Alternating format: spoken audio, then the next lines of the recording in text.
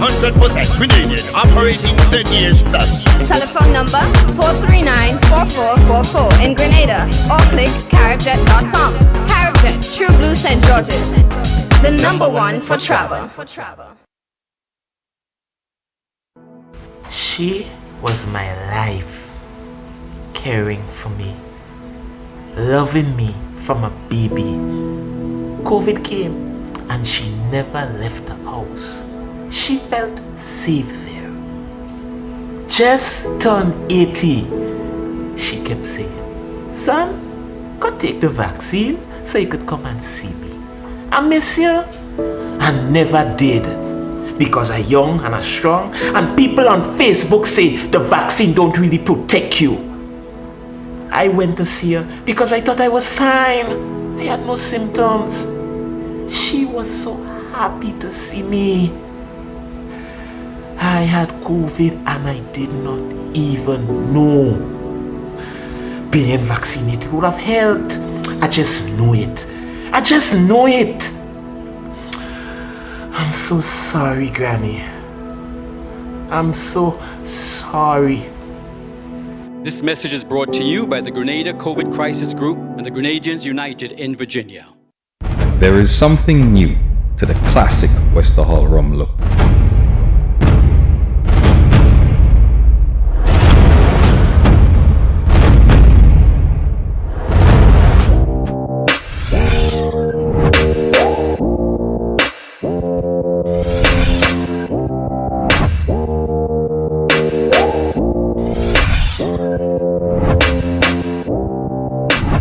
Wester Hall Estate Rum. What's your number? Drink responsibly.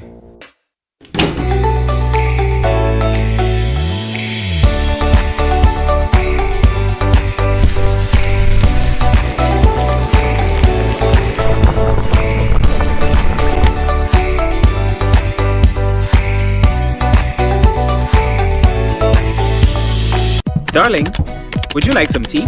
I've made your favorite. Well, thank you, darling. I'm here finishing my blog post to help homeowners understand their electricity bills. The left side of your bill shows the rates for electricity and the government charges.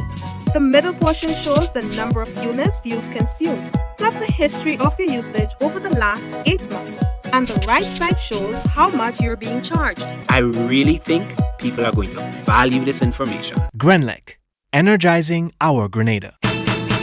Spare your pocket, spare the earth, always at Grenlec, you come first. Save energy, save a dime, we choose your wattage and we choose your time. When you use appliances, we show you buy energy efficient every time. Spare your pocket, spare the earth, always at Grenlec, you come first. Spare your pocket, spare the earth, always at Grenlec, you come first. Experienced drivers, you've ruled the road. Now you can enjoy the rewards with Beacon's 50-plus car insurance plan. Get hassle-free sign-up, affordable payment options, and a free windscreen cover. Call us at 440-4447 or log on to beacon.co.tt and get driving with Beacon today.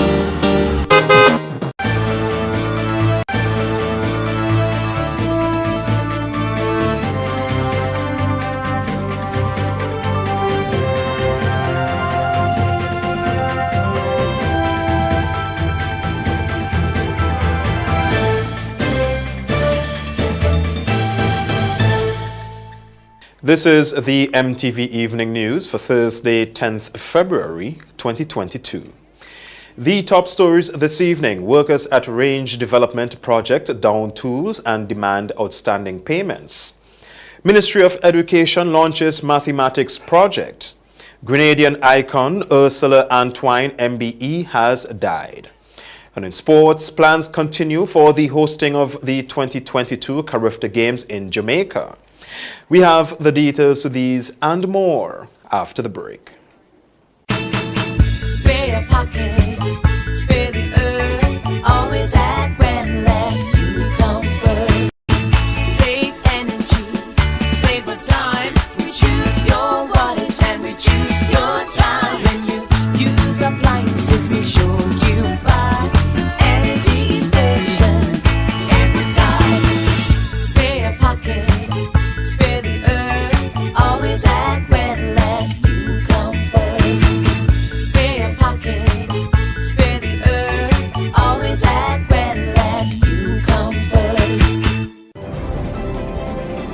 The first segment of MTV News is brought to you in association with GUT Cooperative Credit Union. It's where you belong.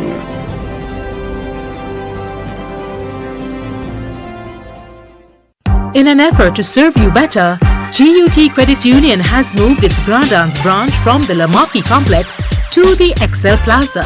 This new location provides more convenient parking with access from 2 entrances. The first is from the lower parking area and the second is at the top parking area on the same level as our office for easy walk-in access. Visit GUT Credit Union at our new location and experience the comfortable atmosphere with the enhanced member experience you have come to expect of us. Our Grandans office is open 8:30 a.m. to 4:30 p.m. Monday to Friday. We hope to see you soon. GUT Credit Union. It's where you belong. Good evening. With the details, I am Troy Gill. Workers at Range Development Hotel construction site downed tools on Thursday and refused to return to work until they are paid what they said is owed to them by the construction company that contracted their services. Tonia St. Louis Lawrence has more. Construction workers employed with NH International, the construction company based in Trinidad, that was selected as the main structural contractor for the Six Senses Hotel at Lassache St. David, donged tools on Thursday and engaged in mild protest action at the entrance of the construction site over money that they claim is owed to them. Subcontractor at the site, Victor Julian, says it has been over a month since workers received their full salary, hence the decision to dong tools until they are fully compensated or receive an explanation. I is a contract worker working with NH, doing subcontract, making it good. And then over 2 fortnights now, NH giving us not even half of our money. So yesterday, NH sent an email for me, which I was supposed to get at least $8,000 from me and my workers. NH sent an email for me for $4,800, which he can pay me and my workers. I went to the boss man, which is Mr. Mike, and then he couldn't come to agreement, so I asked my workers to put on tools this morning. Subcontractor Marvin Patterson says that they are still awaiting word from their employers on the status of their payment, and until then they will continue with protest action. Well, let's say we will get some feedback by 12 o'clock, and nobody will come in since the day here this morning we get up. Nobody will come downstairs, nobody will say nothing. They just peeping in the office, they peeping and they going back inside. Nobody will come out and say nothing. So on behalf of the workers, how long you guys intend to continue with the protest or the action that you guys are taking? Well, if we don't get a word by today, we come back here tomorrow, same thing. Tomorrow is payday? Yes, tomorrow is payday. Tomorrow is payday? So we come back here tomorrow, same thing, and we go dressed in red. Another contractor says he just wants the issue to be remedied amicably. All our workers are working harder, you understand, and it's time for pay, all right? And for the longest while we noticed that they always keep balancing and balancing and balancing. Every time they pay a part, all this kind of thing. Imagine right now, presently, our payroll is X amount. And what do they send to your phone that you're going to get paid as a contractor to pay your workers? For us, it is actually 1/3 of the amount. How are we going to divide that up? Who are we going to pay? 3 workers, we have like 12, 13 workers. All right, so we're going to pay 3 and leave the rest of them without any money? That is not fair, that is not right. You know, so we just want to rectify this situation in the most amicable way possible, you know, and just get positive results so that we could be able to get our funds as the contractors and pay the workers so everybody could be happy. MTV News spoke with one official from NH International who indicated that they are in discussion with the upper management on the issue and will engage the workers soon. Our news desk also reached out to the managing director and member of the Board of Range Developments, Kamal Shihada. First of all, I have 295 Grenadian workers on site. This group of 50, they are contractors. They are not day work. So they are taking per meter. You know, how much is per meter, every meter they do, they take money for it. Of course, they didn't work for the last 3 or 4 days, so their pay became less because they didn't do the work that they are supposed to do. But it has been sorted out, and now they understood what it is. He says the workers are being paid daily at $10 per meter. However, they missed several days this month, hence the reduction in their salary. Reporting for MTV News, I am Tonya St. Louis Lawrence. Minister for Social Development condemns the actions of several individuals seen in a video circulating online, harassing one mentally challenged individual, leading her to retaliate in a manner that may have brought harm to herself, affirming that it is wrong to discriminate against such individuals. Here once again is Tonya St. Louis Lawrence. In a video circulating online, one woman who appears to be mentally challenged and frequents the town of St. George's and occasionally seen seated directly opposite the bus terminal was seen being harassed by what appears to be a small group of young men in the vicinity of Four Roads earlier this week.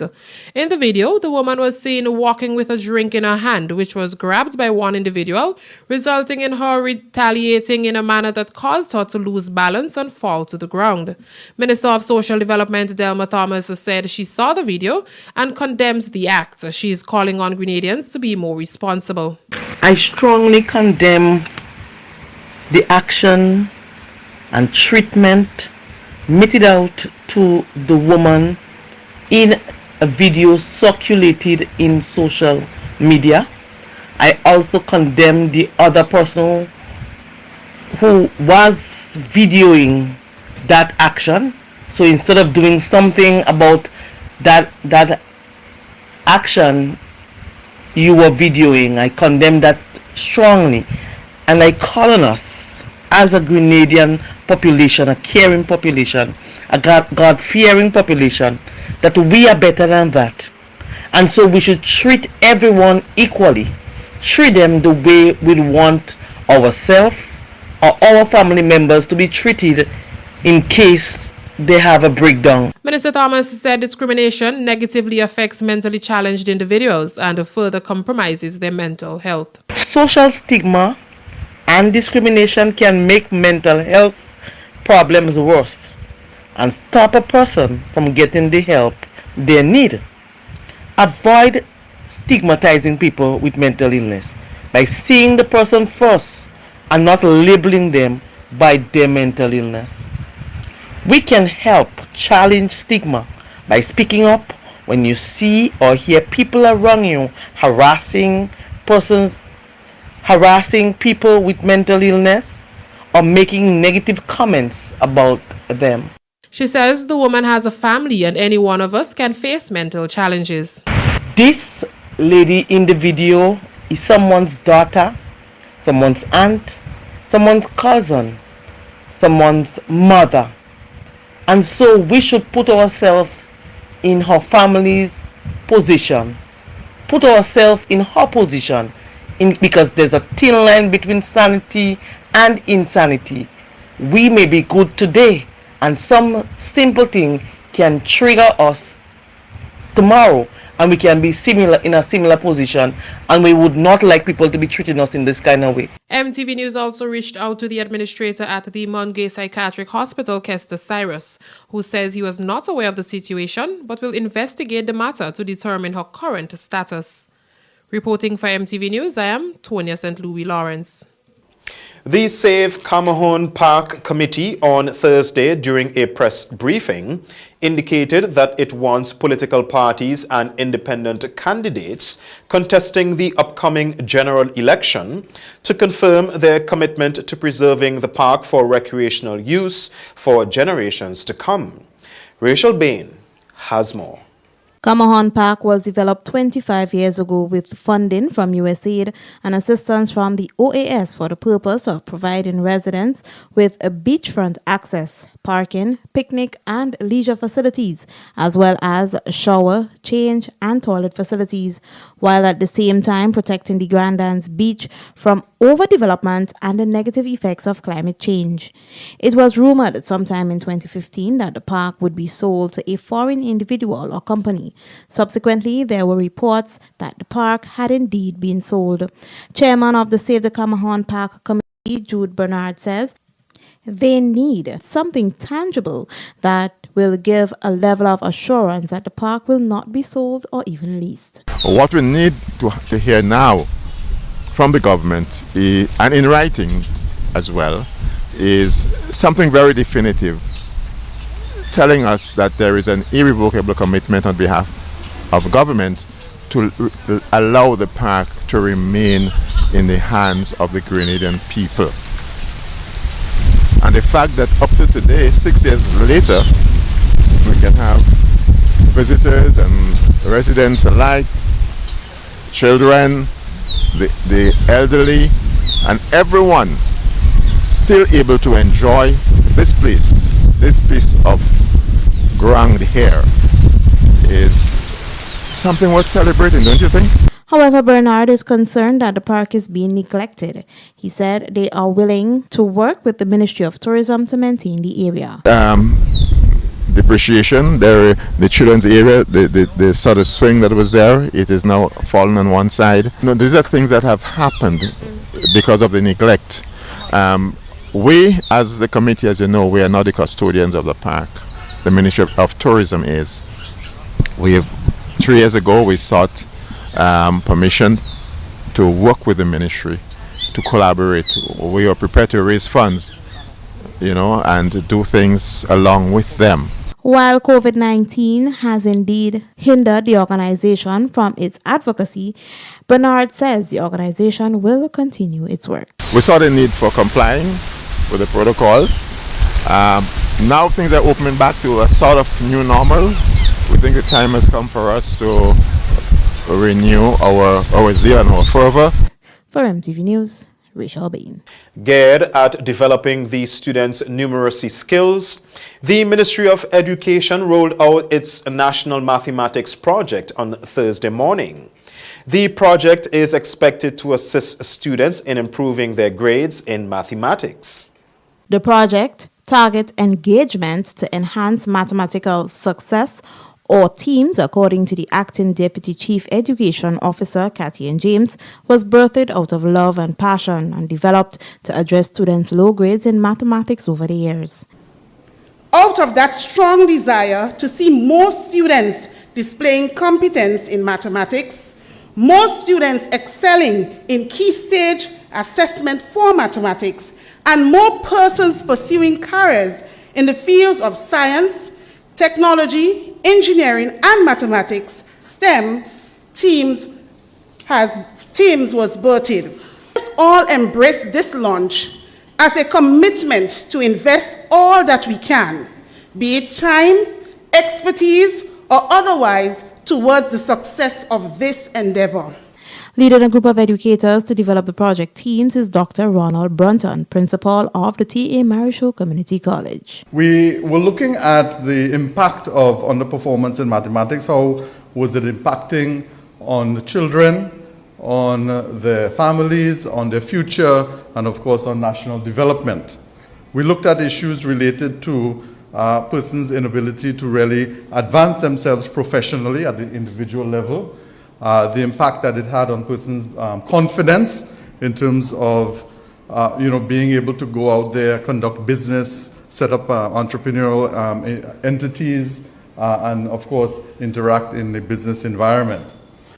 Ryan Chow Chung, a student at the Presentation Brothers College, says he hopes the project will change students' perspectives in maths. Stop the mental block. From the time we enter preschool, children feel pressured to do well at math. Many parents tell their children that they were not good at math, so that they won't be either, and they end up never even trying. We are told, you have to be bright, math is tough, you aren't good enough at math. So we begin our relationship with math at a young age, having a mental block thinking math is a difficult subject. Number 2, make it fun, please. Math classes just aren't mathsing for some students. Lessons can be really boring at times.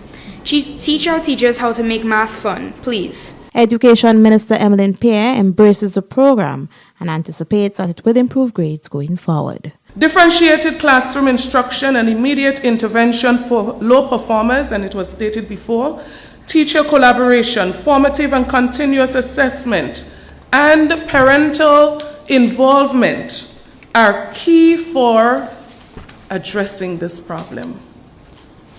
These can be referred to as universal strategies for improving performance in mathematics. Critical though, and it was emphasized before this morning, Critical also is the need to remove fear, the need to help students to develop an appreciation and love for the subject. For MTV News, Rachel B. Frankson Marshall, a teacher and a member of the Grenada Union of Teachers, is among the many Grenadians paying tribute to retired principal and a teacher of the St. George's Anglican Senior School, Miss Ursula Antwine. The 75-year-old national icon passed away on Wednesday evening. Nikita Hostin has more. Tributes are being paid to long-standing educator and church leader Ursula Antwine, who passed away on Wednesday. Miss Antwine, who was also an ordained pastor, started teaching at the St. George Anglican Senior School in the year 1972 and rose to the position of principal in 1995. Principal at the St. George Senior Anglican School, Nigel DeGale, remembers his good friend. I admired her in terms of her knowledge. She had a very brilliant intellect. She was just a sound, solid, caring teacher. As a principal, she was a very good leader. We also rubbed shoulders on the executive of the Grenada Union of Teachers for many years. As I was head of Shropshire Council, she was head of the Women's Committee and other groups in the GUT. So she was a very outstanding nationalist. No wonder why she was elevated to that honor of MBE many years ago. We will continue to miss her greatly. In fact, the children in Antwine's house, which is Blue House, are in deep mourning because after her exit from the school, we named Blue House Antwine House. That was many years ago. So we will continue to miss her, and we extend our deepest condolence to the entire family. Most of our boys came to this school, and of course, Governor Timothy. Frankson Marshall, second vice president of the Grenada Union of Teachers and teacher at the Grandance Oracy School, spoke of Miss Antwine's legacy in education. To say that she would have been a stalwart is an understatement. I remember that in my advent into the union in about 2013 thereabout, she would have been retired, but she was one of my mentors. She spoke to me, she quietly advised me, and whatever activity that we had, or whatever responsibility that we asked her to take up, she was always there. She has been incredibly supportive. In addition to that, she would have contributed to the religious community. She would have had her church and would have preached the gospel and the word of the Lord. Kevin Andel, permanent secretary in the Ministry of Education, expressed condolences on behalf of the ministry on the passing of Miss Antwine. He says that she will be missed by everyone in the education sector. I just would like to say that she affected my life as a Christian also, the way that she lived, by the principles that she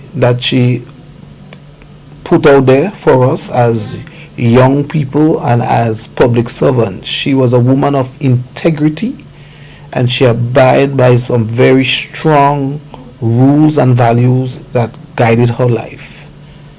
And as a young person, as somebody within the public sector, I really appreciate what she contributed, the legacy that she left behind, and the pathway that she has carved out for us. Miss Antwine is survived by her children, including Dr. Timothy N.J. Antwine, Governor of the Eastern Caribbean Central Bank, and many other relatives. Nikita Hostin, MTV News. That's the first segment of news. More news after the break. The first segment of MTV News was brought to you in association with GUT Cooperative Credit Union. It's where you belong.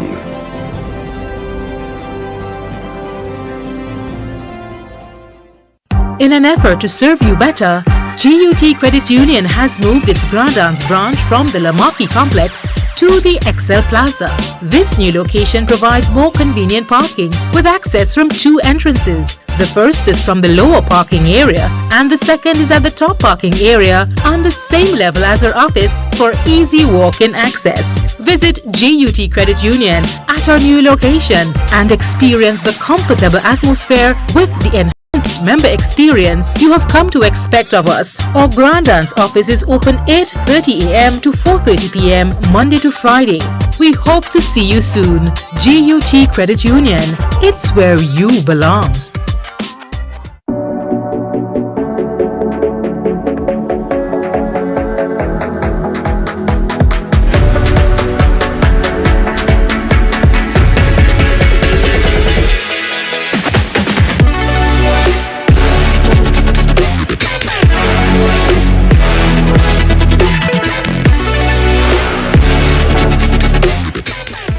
When a loved one passes on, we all need the comfort, support, and guidance of a trusted friend. You can rely on LaCroix Brothers Funeral Home. We provide a personalized professional service that exceeds all expectations. Our dedicated staff responds to your every need with the greatest detail, ensuring affordability with a variety of options. Our upgraded state-of-the-art facilities, spacious air-conditioned chapel with live internet streaming, a modern, environmentally safe crematorium, the only of its kind on island, private viewing spaces, large on-site repast center, a modern transportation fleet. Join our burial society today and make personalized arrangements for that final moment. As you prepare to enter your loved one into eternal rest, visit or call LaCroix Brothers Funeral Home and select a package that brings added comfort to the entire family.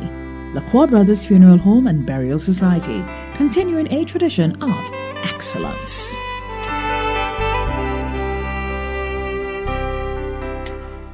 A message by the Grenada Distillers Limited. You want a hand sanitizer to do 3 things: kill germs, be gentle, and to go where you go. You can get all of that in our hand sanitizer. Hard on germs, gentle on hands, affordable. Remember, hand sanitizers contain alcohol. Keep away from heat and flames and avoid contact with eyes. Available at retailers island-wide. A message by the Grenada Distillers Limited.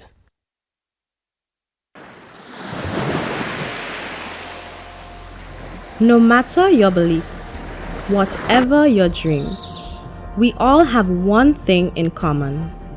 We call these islands home. Beautiful Grenada, Carriacou, and Petit Martinique. However, they are threatened by our actions.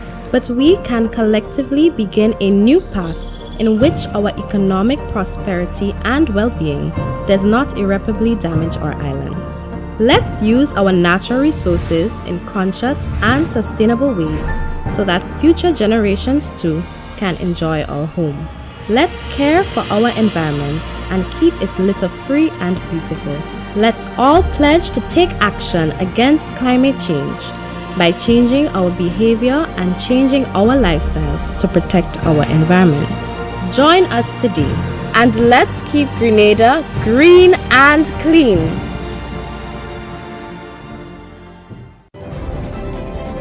The second segment of MTV News is brought to you in association with the Communal Cooperative Credit Union. To grow with us, save with us.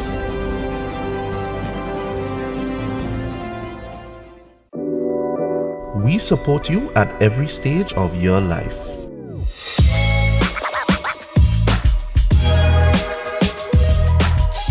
For business,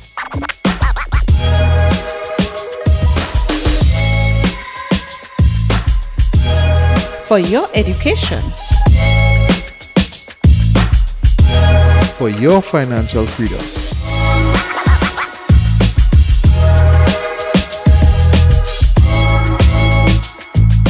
for that new ride. Upgrade your life with the Communal. Contact us today. Welcome back to the news. Grenada's own Senator Dr. Tessa Sincere has added yet another accolade to her name after she was appointed as a gender champion for the Commonwealth Parliamentary Association. This appointment, according to the senator, will allow her to advocate for gender-sensitive spaces for women. Donella Hostin has more. Senator Dr. Tessa Sincere has been appointed as a gender champion for the Commonwealth Parliamentary Association, which according to her is a great honor. She spoke to the MTV News desk about what being a gender champion means.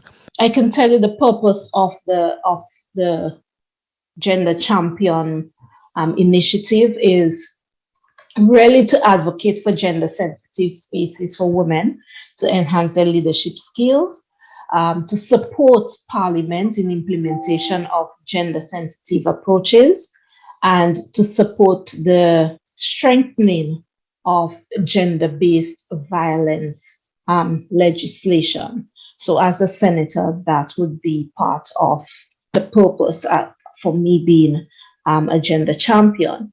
The senator explained the scope, saying that it is based on forming a network of Commonwealth parliamentarians who would focus on key gender concerns and gender sensitivity. She shared some of the immediate plans. Some of the immediate plans would be to look at, for example, the bills that are put forward or tabled in Parliament, right, where relevant, to ensure that gender-based sensitive issues are appropriately addressed in them. I can give you, for example, let's take the national health insurance that's coming on the table soon, right?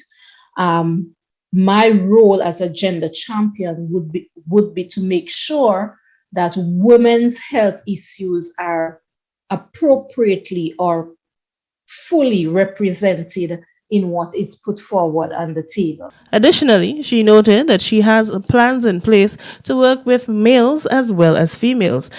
In addition to working with other parliamentarians, and being a gender champion does not necessarily mean I will only be working with ladies, because men have a key role to play in supporting gender-based initiatives. And when we speak gender-based initiatives, because of I guess the issues that we deal with, it's mainly focused on ladies or women and girls. But obviously there is this men and boys part of it as well. The senator says she is looking forward to working along with other parliamentarians, communities, and women-based organizations. And she is encouraging other young women to be true to themselves and come forward to give service. Reporting for MTV News, I am Donella Hostin. Meanwhile, secondary school students will get the opportunity to be part of a creative art competition as part of the activities planned for Commonwealth Day 2022 through a partnership by the British High Commission in St. George's and the Ministry of Education. This year, the day will be celebrated under the theme, portraying the Commonwealth Games and its values, and the students will be required to submit art pieces. We have more details on this from Donella Hostin. The British High Commission will be partnering with the Ministry of Education to launch a creative arts competition for secondary school students to celebrate Commonwealth Day on March 14th. Speaking more about the competition is Deborah Kajo, Political and Projects Officer with the British High Commission in St. George's. She says it allows students to do their own research and produce creative pieces. It allows the students to engage in research and to gain an understanding and an appreciation for the Commonwealth as an organization, but specifically on the games itself, which is one of the activities that is organized by the Commonwealth organization itself. She spoke on the criteria. So we expect that the end product will be relevant to the theme, and the task. Creativity and uniqueness is also very important. Evidence of some research and overall aesthetic of the art piece. Right? So those are the four main categories. So the actual project itself, we encourage creativity and innovation. Those two are key in coming up with your art piece. So anything from paintings, drawings, collages, those will all be accepted. There's a specific size though, so the size should not be smaller than A3 and no larger than A1. Kajo says they understand the impact that COVID has had on students. Hence, they wanted to have something that was not just educational, but fun as well. And we hope that this is an opportunity for them to sort of, engage in something that is not just educational, but also fun. And, in the process, win some really, really cool prizes that we have. The students are expected to have their submissions in by March 7th, and the winners will be announced on Commonwealth Day. Reporting for MTV News, I am Donella Hostin. According to one agriculture official, farmers in St. Patrick who have been challenged with gaining access to their farms due to poor road conditions will soon be provided with greater access, as plans are underway to improve the road network in several communities. Minister for Agriculture Peter David has begun consultations with contractors to push forward with plans to address one of the top concerns affecting farmers, road access. David, together with his technical team and prospective contractors, recently visited the farming areas of Barrick and Mount Ruel in St. Patrick to access the work that needs to be done at those locations. We came here with engineers, we came here with some of the, the operators, machine operators. Mr. Gilbert came with us. He's a road engineer, as you're well aware, to give us some advice. We also, the manager of the estate, Mr. Ivan Bola, was with us. So we brought a team out here today who can assist us in making an assessment, and they are going to make an assessment of the cost. We are going to try to see where we can find monies within the budget, because we do have some monies within the budget, but we brought an entire team, the Chief Agricultural Officer, the Chief Extension Officer, an entire team to come together to see how we can transform what is a beautiful estate, and an estate that has the capacity to assist us in reducing our food import bill. The improvement of road access to those areas will allow for smoother traveling for farmers to and from the farms, and will prove to be less difficult when carrying harvested produce. Like the area of Barrick, Mount Ruel Estate, with its less than accommodating road network, has made it challenging for workers to effectively traverse the area. Minister David said he is committed to ensuring that some level of comfort is brought to the people who work there. So we made a drive through. We met with some of the workers here this morning, and I'm delighted to see the energy of the workers, the excitement of the workers, and the willingness to work. The problem is that we need to invest more. So, for example, some of the buildings here need to be restored, and we are going to work to restore the buildings. The road is terribly affected by some slides. There's one area that cuts the road off. It means that workers have to be walking down with nutmeg on their head, with cocoa, with bananas. So we have to correct that. And we've given a commitment to the workers that we are going to repair that, because at the end of the day, we need to increase production. COVID-19 has taught us the importance of agriculture, and visiting Mount Ruel Estate again has brought to me the capacity that we have. So with that capacity, we need to invest. We must not see spending money on agriculture as expenditure. It's actually an investment on the future, an investment in our food security. The Mount Ruel and Barrick areas are just the beginning to improving farm access roads, as Minister David, in meeting with farmers over the past weeks, has identified areas that need heightened attention.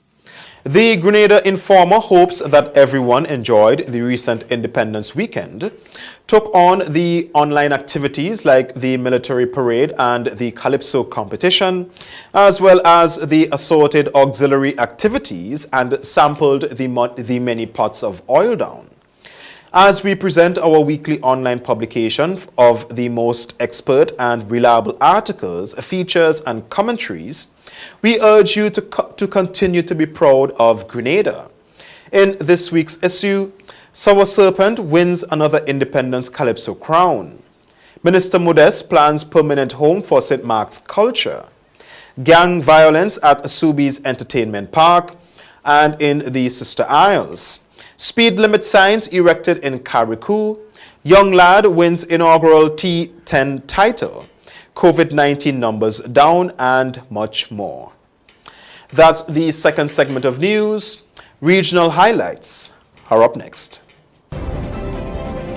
The second segment of MTV News was brought to you in association with the Communal Cooperative Credit Union. To grow with us, save with us.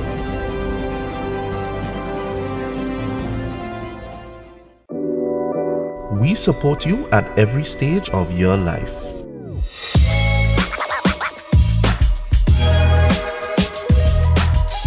For business,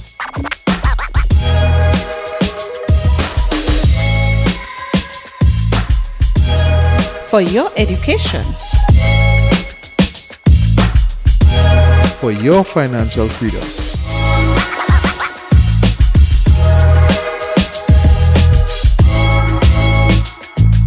For that new ride. Upgrade your life with the Communal. Contact us today.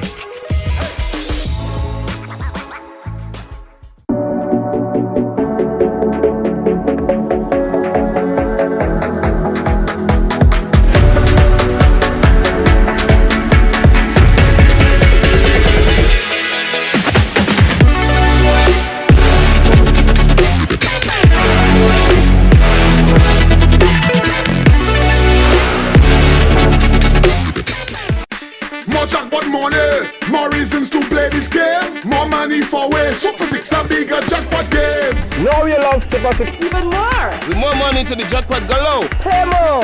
Win more. Have more fun. With more jackpot money, Super 6 is my number one. With the new and improved Super 6 game. The jackpot keep growing and growing and growing. More jackpot money, more reasons to play this game. More money for way. Super 6 a bigger jackpot game. Super 6, bigger jackpots, more chances to win. A message by the Grenada Distillers Limited. You want a hand sanitizer to do three things: kill germs, be gentle, and to go where you go. You can get all of that in our hand sanitizer. Hard on germs, gentle on hands, affordable. Remember, hand sanitizers contain alcohol. Keep away from heat and flames and avoid contact with eyes. Available at retailers island-wide. A message by the Grenada Distillers Limited.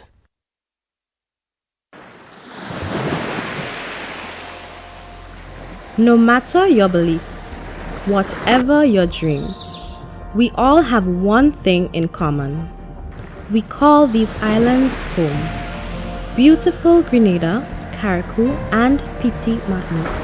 However, they are threatened by our actions.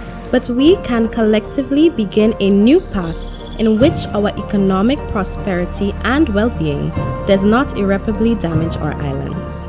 Let's use our natural resources in conscious and sustainable ways so that future generations too can enjoy our home. Let's care for our environment and keep its litter free and beautiful. Let's all pledge to take action against climate change by changing our behavior and changing our lifestyles to protect our environment. Join us today and let's keep Grenada green and clean.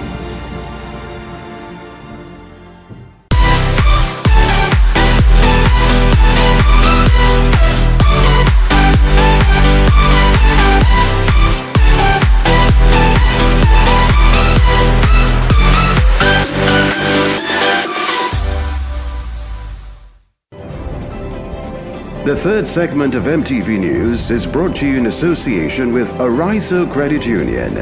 Your financial freedom, your future. January 1947 saw the dawn of a new day, the birth of the Grenada Civil Service Credit Union, later renamed the Grenada Public Service Cooperative Credit Union Limited, and more recently, Arizo. Arizo is extremely proud to be celebrating this significant milestone. But this would not have been possible without you. And this is why we are inviting you to celebrate with us as we celebrate 75 years of transforming lives. Stay tuned to our social media platforms and our local media houses to learn more of the activities and events that we have in store for you. As we celebrate this journey, we thank all our stalwarts for their valued contributions in bringing us to where we are today.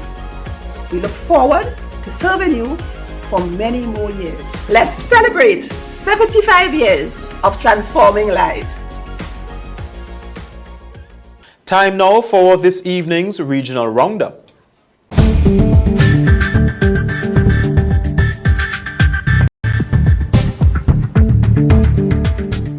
This is the regional roundup for today. I am Donessa Pancho. Prime Minister of St. Lucia, Philip J. Pear, has tested positive for COVID-19. The confirmation came from the press secretary on Wednesday. As we hear in this report from DBS News, Prime Minister Pear, who is vaccinated, is isolating at home. The government leader received the diagnosis following a routine test in keeping with the health and safety protocol regime. The Prime Minister is self-isolating but will continue to run the affairs of state. As part of the protocols established by the Office of the Prime Minister, Honorable Philip J. Pear underwent a routine PCR test. On Tuesday, February 8, 2022, Honorable Pear received a positive PCR test result. As per public health protocols, he is presently isolated and will continue working from home. According to the press secretary, Pierre, who is fully vaccinated and boosted, appears to be asymptomatic. The Prime Minister is doing well and exhibits no symptoms at this time. Prime Minister Pierre's full recovery is anticipated within the next few days.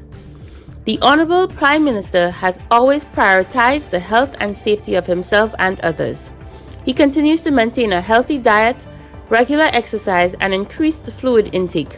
The government leader continues to extol the benefits of vaccination, which greatly reduces the odds of severe illness, hospitalization, and death from the virulent COVID-19 virus. A Venezuelan mother shot by the Coast Guard on Sunday has been released from the hospital, hoping to reunite with her loved ones. But her relatives in Trinidad are calling on the National Security Minister to spare them from deportation.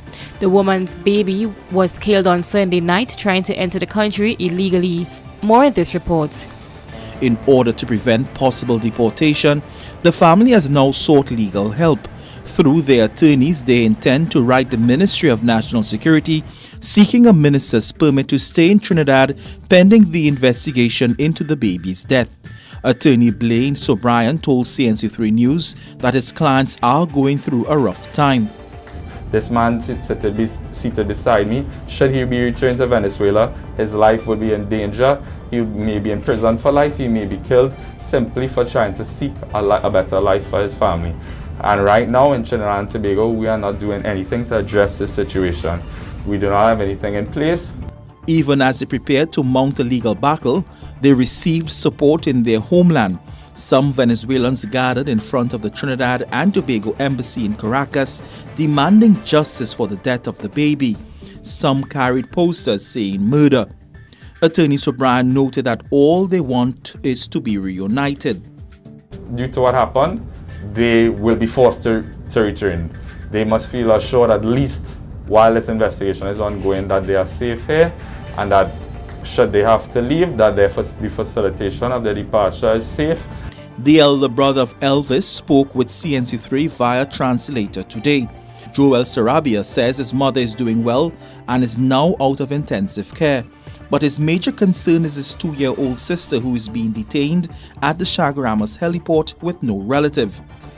Meanwhile, Prime Minister Dr. Kit Rowley said that the shooting death of a Venezuelan baby by the Coast Guard was an accident, and added that the Coast Guard members were carrying out responsible and professional orders under the international protocols and law.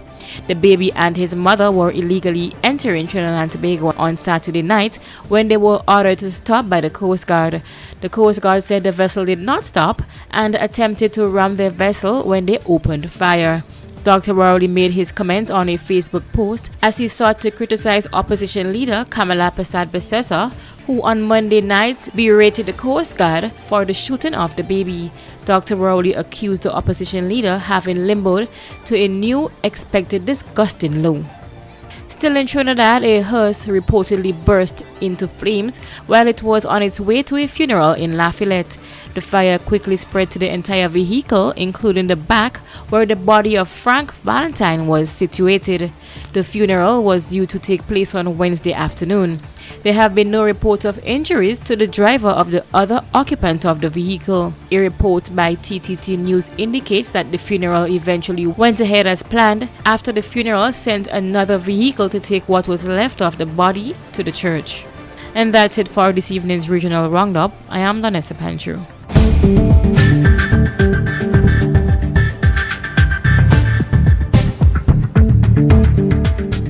You watching the MTV Evening News? More news after the break.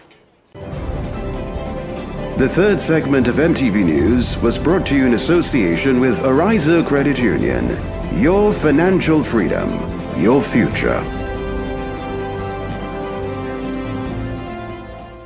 January 1947 saw the dawn of a new day, the birth of the Grenada Civil Service Credit Union, later renamed the Grenada Public Service Cooperative Credit Union Limited, and more recently, Ariza. Ariza is extremely proud to be celebrating this significant milestone. But this would not have been possible without you. And this is why we are inviting you to celebrate with us as we celebrate 75 years of transforming lives. Stay tuned to our social media platforms and our local media houses to learn more of the activities and events that we have in store for you. As we celebrate this journey, we thank all our stalwarts for their valued contributions in bringing us to where we are today. We look forward to serving you for many more years. Let's celebrate 75 years of transforming lives. This is the MTV Evening News Sporting Highlights. Are up next. There is something new to the classic Westerhall rum look.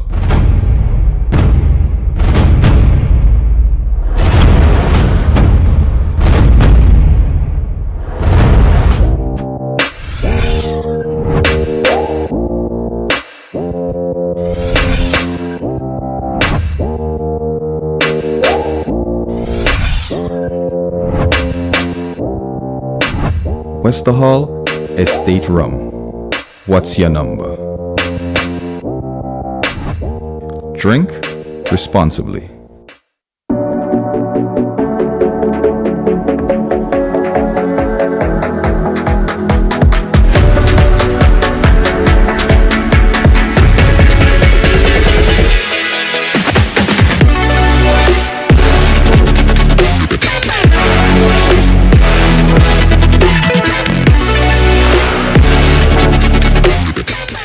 Introducing the Grenlec mobile app. You can now get your bill balance and easily track energy usage for your home or business. Report and receive alerts about power outages. Plus, stay up to date by receiving the latest notifications. Yes, the Grenlec app keeps you connected anytime, anywhere.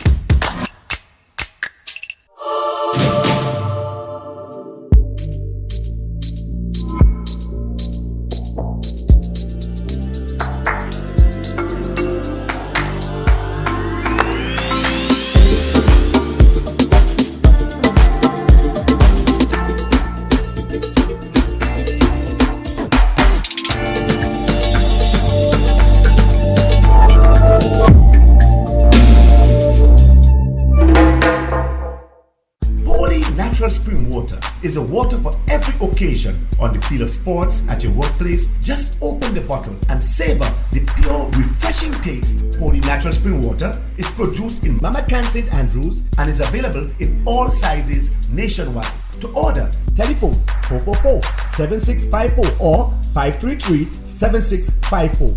Holy Natural Spring Water, Grenada's purest bottled water.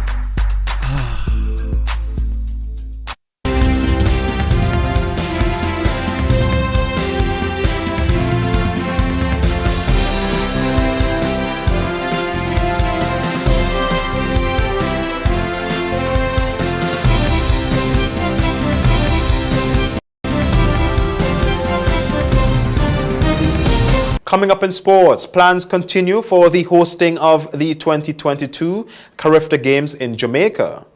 Stay with us.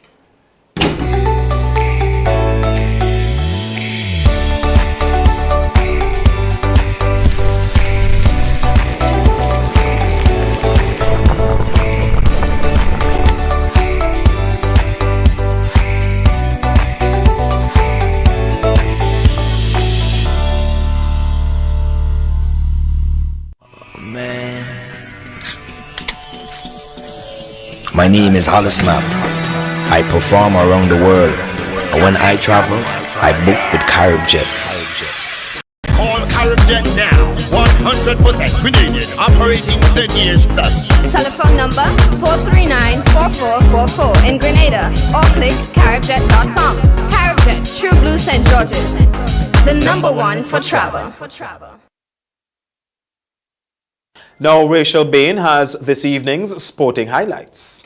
Good evening, sporting fans. President of the St. David's Cricket League, Raphael Crony, says cricket is alive and well at the community level. Speaking with Oswald Crosby on MTV's Rise and Shine on Thursday, Crony gave an update on the St. David Cricket Tournament and cricket in St. David over the years. In December, October, I think it was when we met, we felt strongly, based on the situation we faced with the pandemic, which was very difficult for sports. We felt, that it would have been good for us to start some form of cricket in St. David.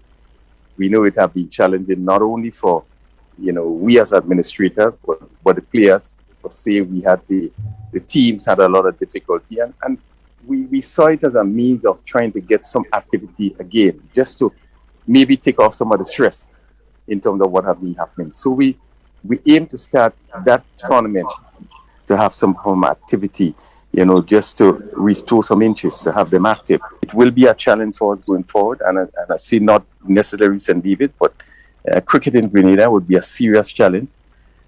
Going forward, coming out of this tournament, we are expected to select a number of players that we think that we can now begin to train, begin to really seriously train in terms of going forward. There is an under-19 tournament to be played, I think later on this year, and I think as early as April. There's an under-15 tournament to be played, and there's also a senior tournament to be played. So hope going forward is to make sure that we identify players that can represent the parish at the under-15 level, at the under-19 level, also at the senior level. Chairman of the local organizing committee of the 2022 Caribbean Games in Jamaica, Michael Finnell, said arrangements for the games scheduled to take place in Kingston from April 16 to the 18th are going according to plan, and he expects the event, which has not been held since 2019, to be a success. Finnell told the Gleaner News the committee was still awaiting some government clearances and that it was finalizing arrangements for accommodation, ground transportation and flights. However, the biggest obstacles that confronts them is the arrival of teams in time for the games. He noted that not many teams can afford an early arrival and will want to hold off until a day before the games. However, he said the regional governing body and the overall organizer of the event in North America, Central America and Caribbean Athletics Association, is looking at arranging charter flights for some countries to ensure all the nations arrive on schedule. Solid half centuries from opener Devon Smith and Alec Athazani ensure that Ghana Harpy Eagles spend the day toiling in the field as Windward Volcanoes posted 278 for 9 on day 1 of the West Indies Championship at Queen's Park Oval. The team was, however, also bolstered by staunch lower order resistance to close the day, with the unbeaten last wicket partnership of 6-2 between Preston McSween and Sherman Lewis continuing to frustrate the Jaguars. After winning the toss and choosing to bat, the Windwards found themselves in early trouble when opener Kimani Melius was struck on the helmet by a delivery from Clinton Pestano and forced to leave the field without scoring. Smith began in shaky fashion but dominated an early partnership with Kavim Hodge, who came in after Melius. Hodge was dismissed for 10 after being caught by Leon Johnson off the bowling of Kimo Paul, while Smith went on to record his 64th first-class half a century. It was Paul who also brought that innings to an end with the batsman at 52. Smith and Athazani had produced a partnership of 49 before the former was dismissed. Athazani then kept a productive middle order going after next pairing with Kieron Kotoy to put on 6-3 for the third wicket. The partnership ended when Kotoy was caught by Johnson off the bowling of Paul, and Athazani, who looked in good shape for triple figures, departed after unsuccessfully attempting to reverse sweep Versami Pamal and being adjudged LBW on 68. And that has brought us to the end of MTV's Evening Sports. I am Rachel Bean. The weather and a recap of the top stories after the break. MTV Weather is brought to you in association with Grenlec, energizing our Grenada. Each of us has a role in Grenada's successful recovery. We have the will to overcome. We are strong.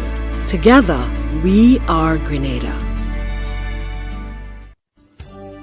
Good evening, viewers, with Thursday night's weather forecast and meteorologist Dwayne Williams.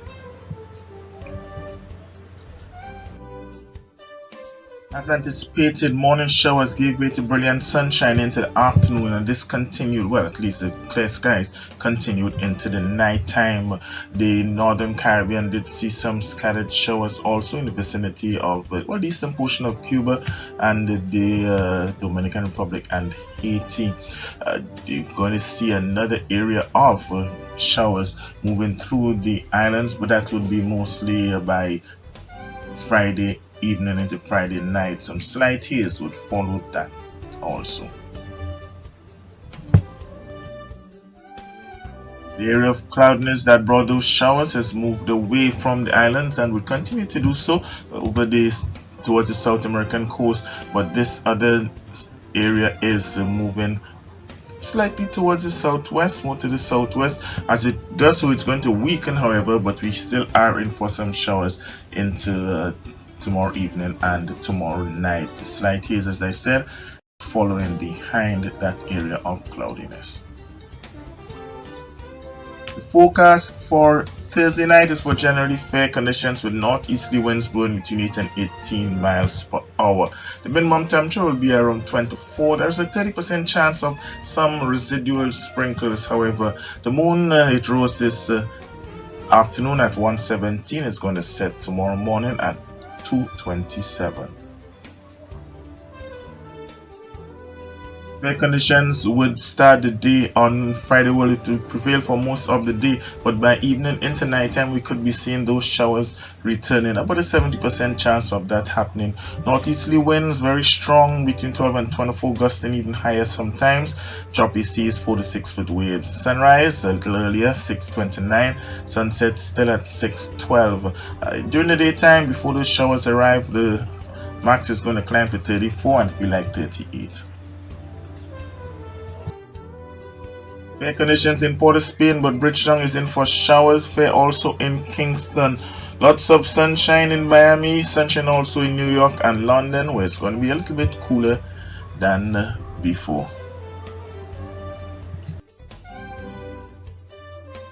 Those showers from Friday night could continue into early Saturday morning, so we're expecting some morning showers then, but fair conditions from Sunday onwards as we see a return to more typical dry season weather. That's it for me for Thursday night, folks. Have yourself a great night. Remember, you can join me again on Friday.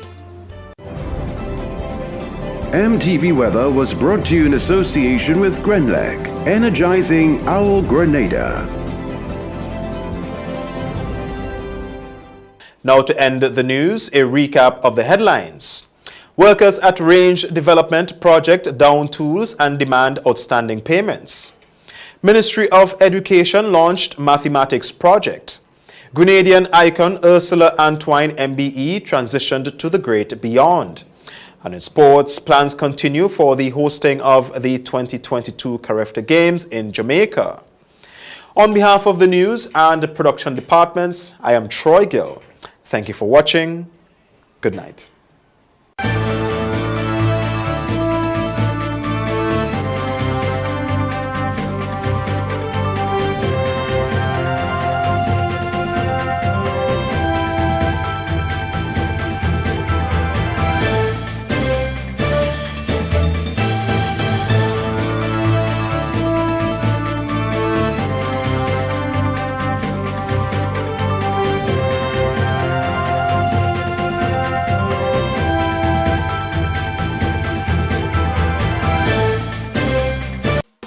COVID is here to stay, and it's not going away.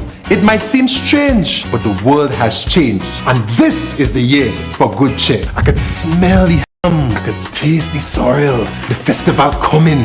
I can't wait to taste the black cake. Church, socializing with your friends, liming with the boys. We're full of festivals in Grenada, and this year, I want to visit my family and all the festivals without fail, just as how we used to do it. Let's get back to what we know and love.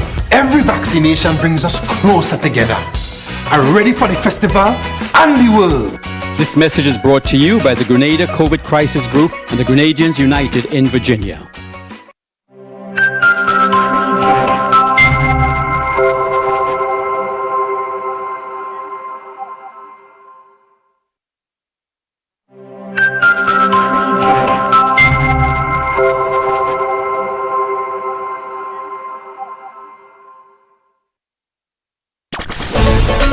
I'm a winner. You are winner.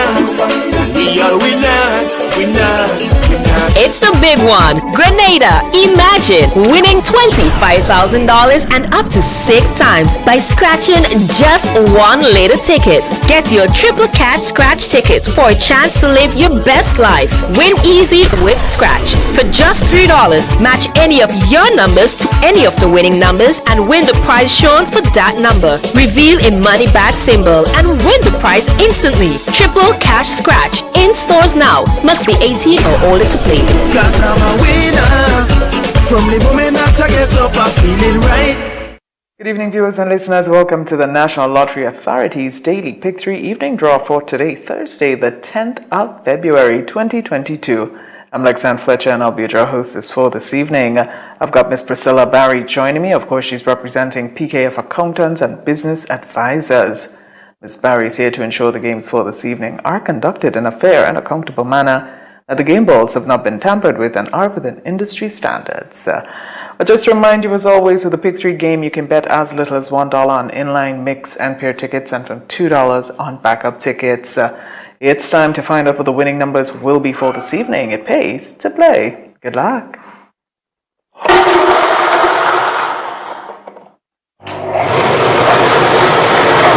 And the first number up is 7. Second number 5. Third and final 0. All right, let's recap. Double check your tickets. First number was 7. The second number 5. Third and final was 0. That's 750. Congratulations if you're a winner this evening. Do stay tuned. We've got a Playway draw coming up right after this. We'll see you then.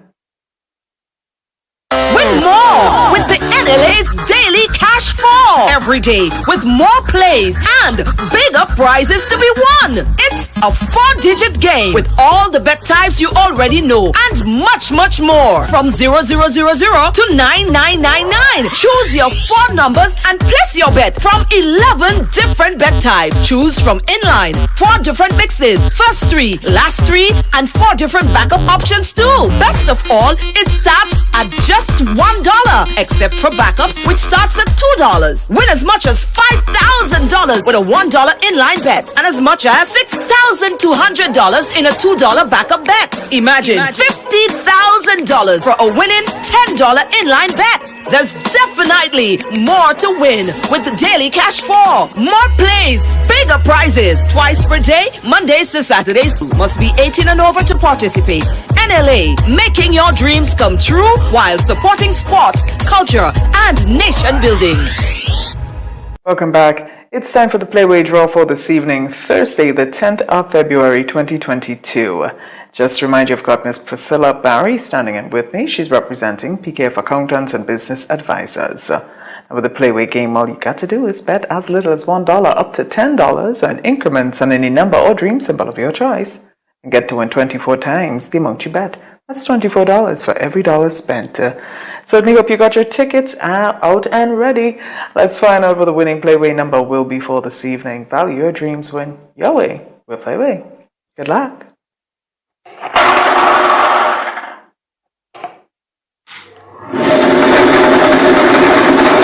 the winning Playway number is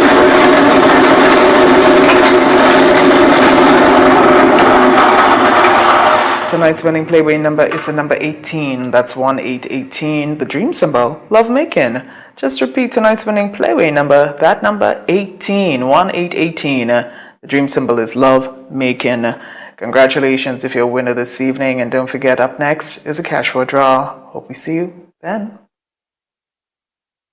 Win more with the NLA's Daily Cash Fall. Every day with more plays and bigger prizes to be won. It's a 4-digit game with all the bet types you already know and much, much more. From 0000 to 9999. Choose your 4 numbers and place your bet from 11 different bet types. Choose from inline, 4 different mixes, first 3, last 3, and 4 different backup options too. Best of all, it starts at just $1, except for backups, which starts at $2. Win as much as $5,000 with a $1 inline bet and as much as $6,200 in a $2 backup bet. Imagine $50,000 for a winning $10 inline bet. There's definitely more to win with the Daily Cash 4. More plays, bigger prizes. Twice per day, Mondays to Saturdays. Must be 18 and over to participate.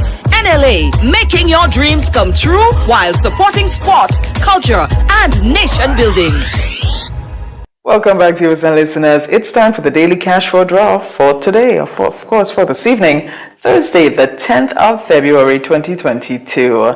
Miss Priscilla Barry is standing in with me once again. She's representing PKF Accountants and Business Advisors. I'll just remind you, as always, with the Cash for a game, you can bet as little as $1 on most of the bet types with the exception of backup, in which case you bet $2. All right, let's find out what the winning numbers will be for this evening. It's more plays, bigger prizes. Good luck. All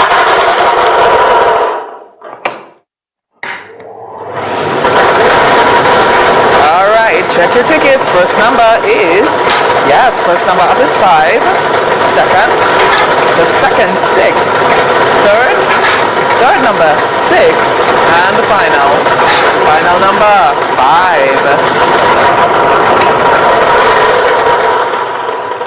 All right, let's recap. Numbers on the screen, double check your tickets. First number was 5, the second number 6, third number 6, and the fourth and final 5. If you're a winner this evening, congratulations to you. Well, don't forget to get your tickets tomorrow. And just remind you, as always, every time you purchase your tickets, you are helping to support sports, culture, and nation building. Have a good night. I'm a winner, you are winner, we are winners, winners. It's the big one. Grenada. Imagine winning $25,000 and up to 6 times by scratching just one lotto ticket. Get your triple cash scratch tickets for a chance to live your best life. Win easy with Scratch. For just $3, match any of your numbers to any of the winning numbers and win the prize shown for that number. Reveal a money bag symbol and win the prize instantly. Triple cash scratch. In stores now. Must be 18 or older to play. Cause I'm a winner. From the moment that I get up, I'm feeling right.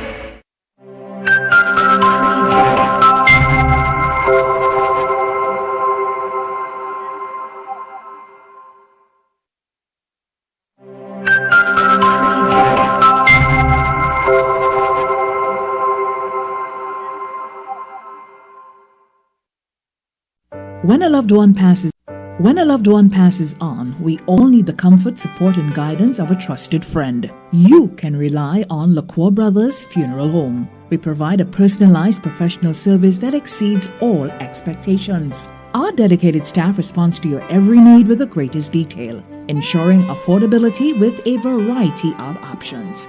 Our upgraded state-of-the-art facilities, spacious air-conditioned chapel with live internet streaming, a modern, environmentally safe crematorium, the only of its kind on island, private viewing spaces, large on-site repast center, a modern transportation fleet. Join our burial society today and make personalized arrangements for that final moment as you prepare to enter your loved one into eternal rest. Visit or call LaCour Brothers Funeral Home and select a package that brings added comfort to the entire family. LaCour Brothers Funeral Home and Burial Society, continuing a tradition of excellence.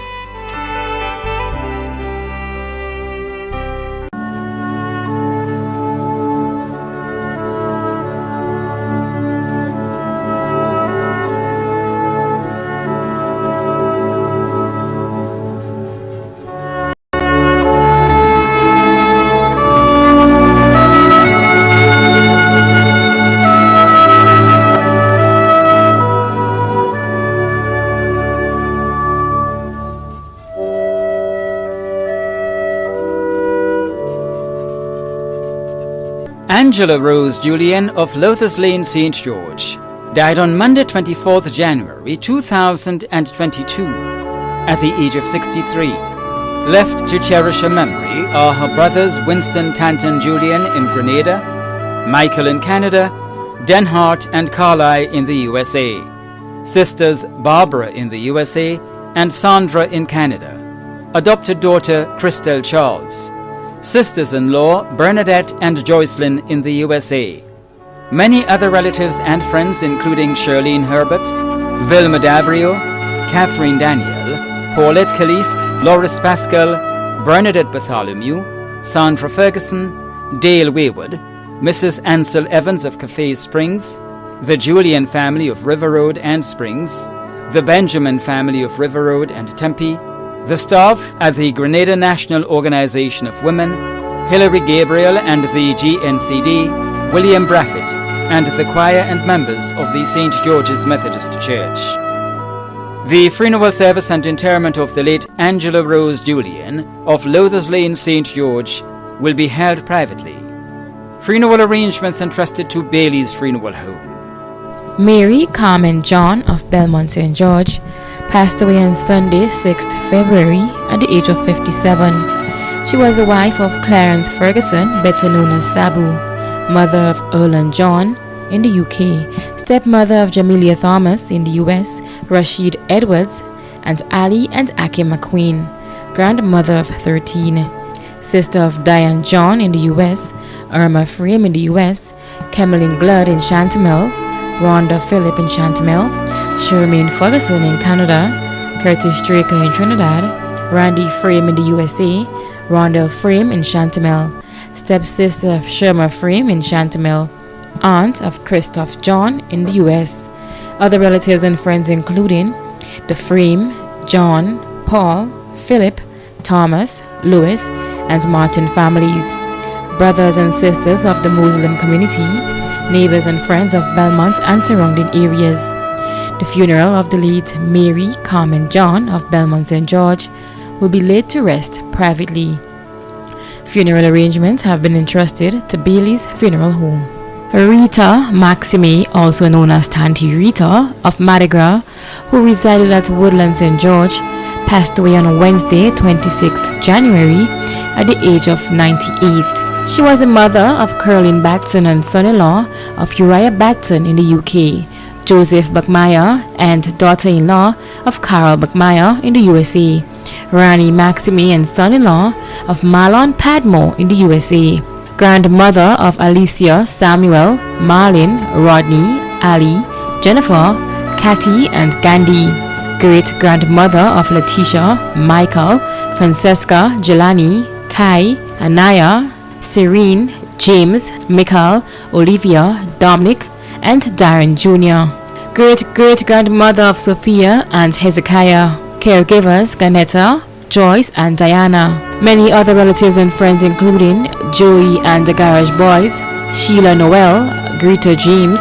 Tiny, neighbor Celestine, Anne Hudson, Yvonne Granger, Mrs. Clark and family, Sandy and family, the Lalji and St. Clair families, Pascal and family, Bobby and Anne-Marie Smith, and godchildren, friends and neighbors of St. Paul's and Woodlands.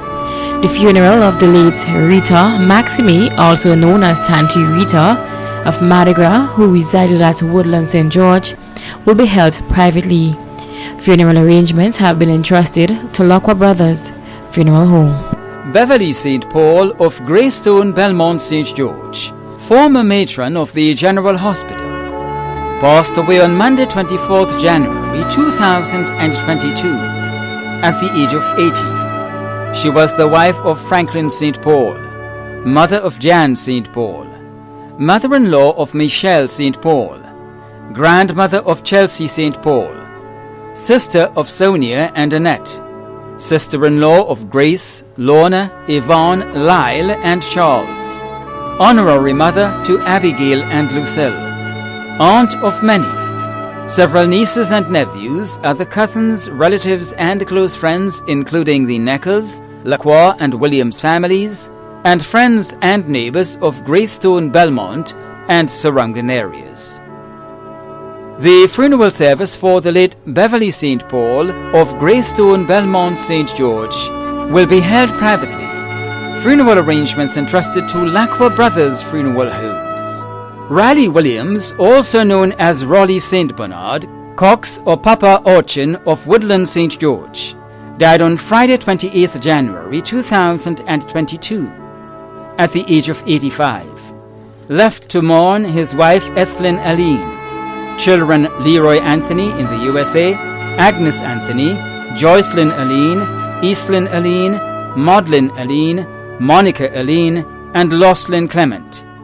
Daughter-in-law Jessie Anthony in the USA. Son-in-law Trevor Edwards. Many grand and great-grandchildren. Many nieces and nephews. Many other relatives and friends, including the St. Bernard, Coutane, and Roberts families of Woodlands, the St. Bernard family of Marianne, the Pascal family of Woburn, the Bell family of Woburn, Ingrid and family, the Worm family of Monjaloo, Jeffrey and family, and the Woburn fishermen. The funeral service and interment of the late Raleigh Williams, also known as Raleigh St. Bernard Cox or Papa Orchin of Woodlands St. George, will be held privately. Funeral arrangements entrusted to Bailey's Funeral Home. Curtis Douglas, also known as South, Trini and Douglas of Woodlands St. George, died on Thursday 3rd February 2022 at the age of 57. Left to mourn his wife Veronica Douglas, mother Rosie Douglas in Trinidad and Tobago, children Carlin Douglas in Grenada, Antonio Nero Douglas, Jerome Douglas, and Carlton Douglas in Trinidad, siblings Frank, Anthony, Reynold, Hilton, Kurt, Joyce, Emrys, and Cheryl Douglas, all in Trinidad. In-laws Anne, Alston, Gilbert, Michael, Lisa Nero, and Gwendolyn Nero Thomas. Grandchild Kalia Jack in Trinidad. 23 nieces and nephews in Trinidad. Close friends, workers of Douglas Cleaning Service and Auto Care Service, Sheldon Thomas, Cyrus Griffith and family, the Sandvex family, the staff of Grenlick, the Andrews family, Ray Roberts and family, Gabriel Rentals, Barry's Engineering Company Limited, the staff of Real Value, Grace Lutheran, I Am Jet Center, and GTM Insurance, and neighbors of Woodlands and surrounding areas. The funeral service and interment of the late Curtis Douglas, also known as South, Trini, and Douglas of Woodlands St. George, will be held privately. Funeral arrangements entrusted to Bailey's Funeral Home. Adolphus Sylvester, also known as Beck, of Laborie, who resided in Tortola, former operations manager of Shell British Virgin Islands and past employee of Soul Group BVI, passed away on Saturday, January 8, 2022, at the age of 74. Left to mourn are his wife Sonia Palmer Sylvester, children Adolphus Sylvester Jr. and Rhonda Walcott, stepchildren Suzette Palmer Davies residing in the USA and Jassy Palmer in Tortola, adopted child Marisa Palmer, one granddaughter, sisters and brother Sylvia, Jean, Vanetta, and Cuthbert, aunt Lyris Hunt, nieces and nephews including Milton, Sharon, Wendana, Neil, Claudius, Selwyn, Sarana, Ngozi, Erlin, Franca, Indra, other nieces and nephews in Grenada, Canada, and Trinidad, sisters-in-law Barbara Sylvester and Keisha Noel Charles. Other relatives, in-laws, and friends, including the Hunt and Sylvester families of Laborie, St. Paul's, and surrounding areas, Wayne, Oliver and Barry Palmer in Tortola, Stephen Palmer in the USA, Michael, Richard, Ricky and Junior Palmer in the UK, Gloria Palmer and family of Boca, Jean Palmer and family of Fontenoy, Joe Palmer and family of Mount Parnassus, Peter Clark, Ben Gittens, Dr. Franz Alexis, George Martin and family, the management and staff of Soul Group, BVI, and the Caribbean, many other relatives, in-laws, grandchildren, adopted children, too numerous to mention, and friends and neighbors in Tortola, Canada, Grenada, Trinidad, Barbados, Anguilla, and throughout the Caribbean. The funeral service for the late Adolphus Sylvester, also known as Beck of Laborie, who resided in Tortola, will be held privately. Funeral arrangements entrusted to Bailey's Funeral Home. Alban Chase, also known as Daddy Banu and Grandpa, of Beaulieu St. George, passed away on Friday 28th January 2022 at the age of 93.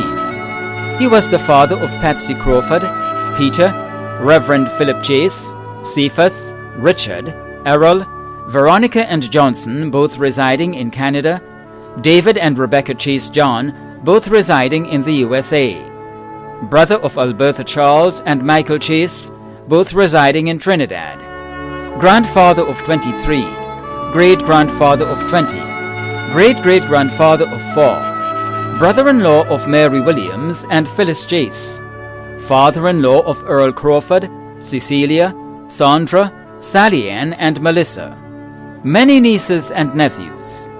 Other relatives and friends including Rosalind and Jennifer Williams, Joanna Chase, the Simpson, Worrell and Chase families residing in Trinidad, the Daniel family of Vendham, the LeBarry family of Beaulieu, the Chase family of Grandance, Victoria, Bylands and in Carriacou, the John and Frederick families of Bellevue and Montrose, the Johnson family of Willis, the Patrick family of Grandmall, Reverend and Sister Aline, members of the Latter Rain Revival Pentecostal Church of Tempe, including Brother and Sister Murray, members of the Grenada Seamen and Waterfront Workers Union, members of the Grenada Ports Authority, Superintendent of Police Esau Pear of the Royal Grenada Police Force, Sergeant Anthony Pear of the Grenada Coast Guard, Dr. Roxanne Ned and family, the doctors and nurses of the Snug Corner Medical Station and the General Hospital, including Dr. Charles, Dr. Migwen and Dr. Noel, and friends and neighbors of Beaulieu, Willis and New Hampshire, including the Telesford, Murrell and Phillip families. The funeral service and interment of the late Alban Chase, also known as Daddy Banu and Grandpa, of Beaulieu St. George, will be held privately. Funeral arrangements entrusted to Bailey's Funeral Home. Anthony Laguerre of La Fortune, who resided at Cooper's Hill and H.A. Blair Street, St. George's, an employee of George F. Huggins and assistant jeweler at Laguerre's Jewelry, passed away on Monday 17th January 2022 at the age of 61. Left to mourn are his children Anthony John, Dorian Thomas, also known as Domain, Sophia Skeet, Kevin Campbell, and Cameron Filbert. Brothers Livingston Laguerre, Matthew Barry and Donald Mitchell in the USA, Winston Mitchell and Eris Mitchell. Aunt Irene Charles in the USA. Grandchildren Jared and Ethan Skeet, Deanna Entwine, Anton Lawrence and Caden Filbert. Sisters-in-law Camille Francis, Denise Mitchell and Emma Barry. Many nieces and nephews including Anthony, Antonio, Evelyn, Rosalind, Donnellan and Charlene Barry, Kendon Clement, Toria George, Cordell and Camero Francis, Anon, Andon, Donna and Marsha Mitchell, and Denon Lessie. Other relatives and friends including Jason Lessie, Kanisha Rennie, Donnellan Francis, the Laguerre families of St. Andrew and St. David, the Charles and Beggs families in the USA, the Robertson, Brown, Scott and Andrews families of Satez, the Skeet family of Cooper's Hill, in Canada, Trinidad and the USA, the management and staff of George F. Huggins, staff of the Oncology Ward at the General Hospital, the guys by Roach's Bar in the Market Square, and Lynnett's Bar at Lucas Street, and neighbors of Cooper's Hill, H.A. Blair Street, the Carenage, the Villa and surrounding areas. The funeral service and interment of the late Anthony Laguerre of La Fortune, who resided at Cooper's Hill and at H.A. Blair Street, St. George's, will be held privately. Funeral arrangements entrusted to Bailey's Funeral Home. Peter John Joseph, also known as Spirit, of Belmont, Carriacou, who resided in the USA, passed away on Saturday 25th January 2022 at the age of 56. He was the son of Evina Waldron in Tobago and Alban Lambert in the United Kingdom. He was the husband of Loretta Joseph, father of Akani, John Jr. and Christopher, brother of Agnes Joseph, also known as Dindin, Nadine, Joan, Prudence, Erlin, Keon, Samantha, Wayne, Kevin, Roger, Alan and Ashton, brother-in-law of 3, son-in-law of Frank and Rose, uncle of many, nephew of Jermaine Joseph in the USA, close cousin of many including Janice Joseph, Nimrod John, Ken Alexander, and Mr. B. Many other relatives and friends including the Joseph, Lambert, John, and Cajo families in Carriacou, England, Trinidad, and the USA. The funeral of the late Peter John Joseph, also known as Spirit, of Belmont Carriacou, who resided in the USA, will be held privately. Funeral arrangements entrusted to Lacqua Brothers Funeral Homes. Emery Anthony Frederick, also known as Brigo, of Grand Bacalet, who resided at Café Crochu St. Andrew, passed away on Friday, 4th February 2022, at the age of 91. He was the father of Annette Mayo, grandfather of Grace Jordan, Kelly Caliste, Molly Caliste and their families, uncle of Jocelyn Robertson, Venita Braffett, Venice Peters, Vera Peters and their families, and the Lalsey family of Grand Bacalet, stepfather of Agnes James and Denise George, stepfather-in-law of Catherine Alexander, step-grandfather of Merrill Telesford, Beverly Pursue, Marcel, Chanel, Ellen, Ishmael, Kent, and Antonia. Many other relatives and friends including the Panchu family of Tivoli and Mirabeau, the Mason family, Leon Bola, and friends and neighbors of Café, Crochu, Grand Bacalet, Kuma, and surrounding areas. The funeral of the late Emery Anthony Frederick, also known as Brigo, of Grand Bacalet, who resided at Café Crochu St. Andrew, will be held privately. Funeral arrangements entrusted to Lacqua Brothers Funeral Homes. Delbert Bola of Duquesne St. Mark passed away on Friday, 4th February 2022, at the age of 84. The funeral arrangements for the late Delbert Bola of Duquesne St. Mark will be given in a subsequent broadcast. Funeral arrangements entrusted to Lacqua Brothers Funeral Homes. Cecilia Roberts Thomas, also known as Mother James and Miss Cecile, of Boca St. George, who resided at Beaulieu and in the USA, transitioned in the USA on Wednesday, February 2nd, 2022, at the age of 101.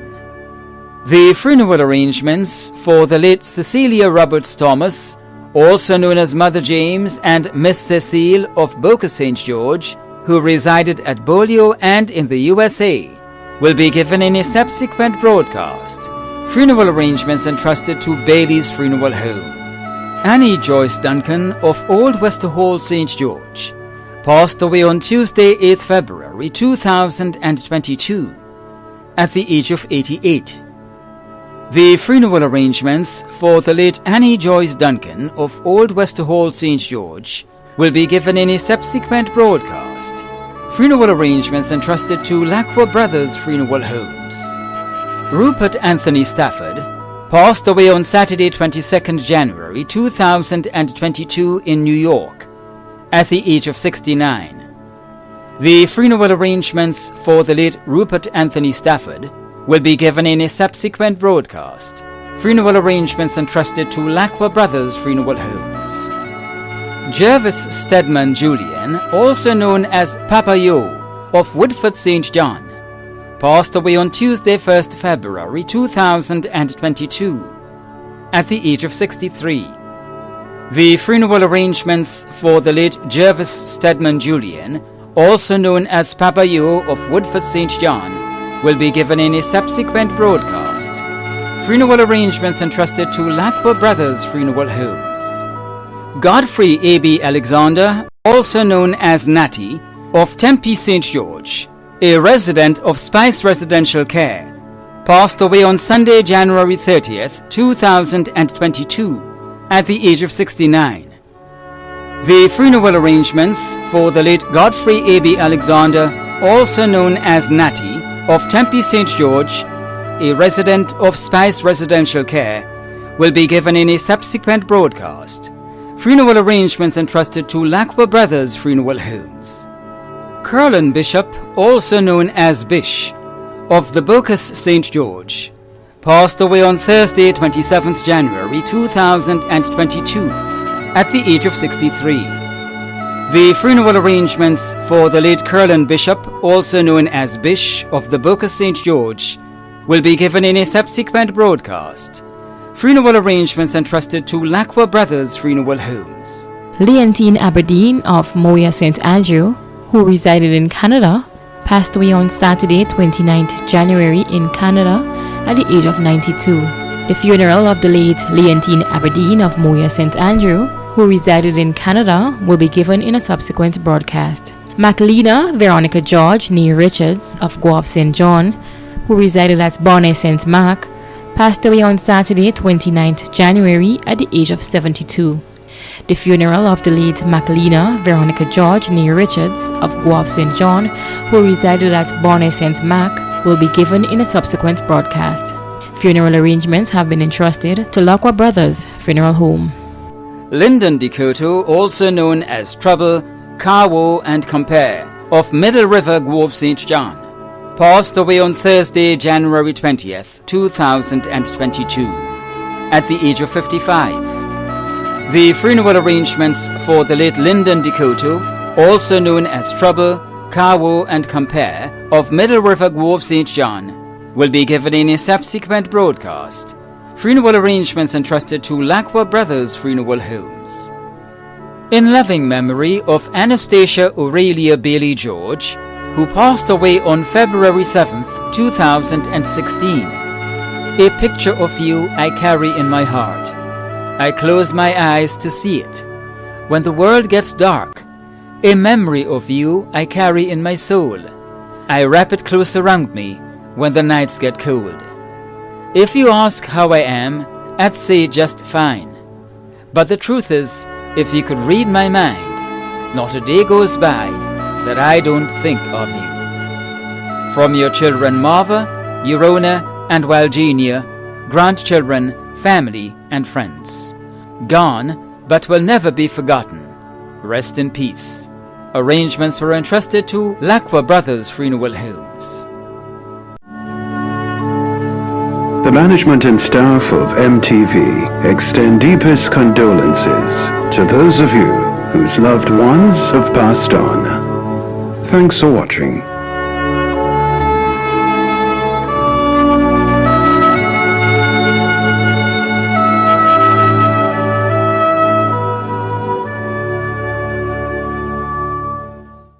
The Bible, this book, familiar to every person on the face of the earth today, gives us directions for our life.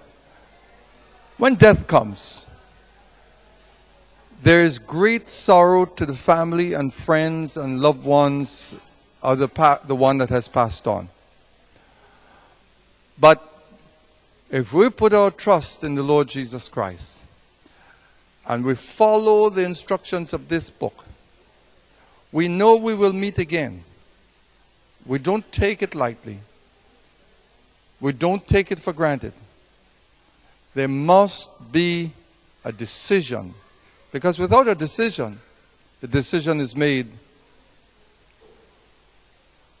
to be separated from God. So put your trust in the Lord. Believe. The thief on the cross said, Lord, consider me.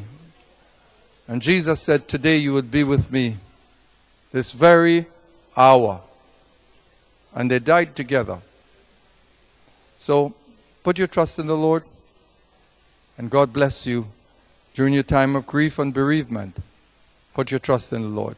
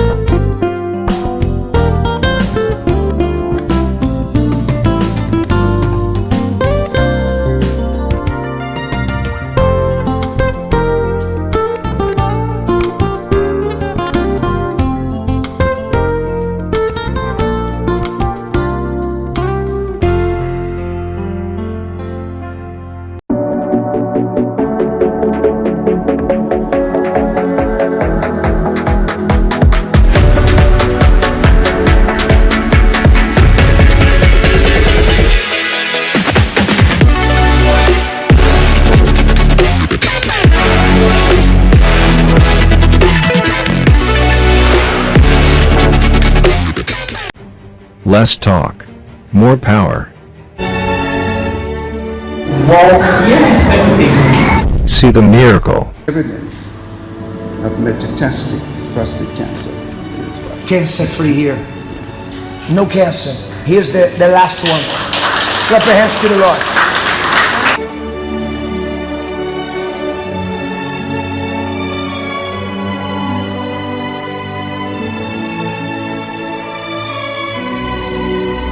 You need to believe. Let me ask you from you first. You had something in your skin. Yeah, I remember. What was that? What was the situation? What was happening in the skin is when I said a rash all over. All over your body? Yeah, on the head and everything.